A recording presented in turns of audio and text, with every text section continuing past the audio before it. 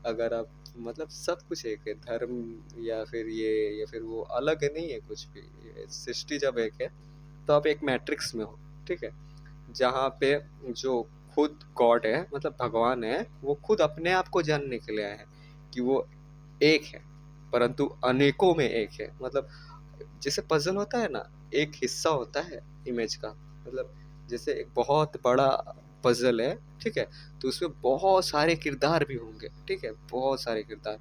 अब उन किरदारों का काम अलग अलग होगा, किसी का काम सिर का होगा, किसी का काम हाथ का होगा, किसी का काम आंखों का होगा, किसी का काम नाक का होगा, किसी का काम पैर का होगा, ठीक है, तो डिपेंड करता है कि क्या का काम हो सकता है उनका, ठीक है। So just enjoy the life जब तक है सब तक, और क्या, ज़िंदगी अच्छी है अगर कोई समझ पाए तो। बाकी अगर आप उलझना चाहते हो, लड़ना चाहते हो, तो आपको बहुत सारे रीज़न अपने डेली की ज़िंदगी में मिल जाएंगे कि आप लड़ सकते हो, झगड़ सकते हो, किसी को ब्लेम कर सकते हो। इन सब चीज़ों में ज़िंदगी नहीं है।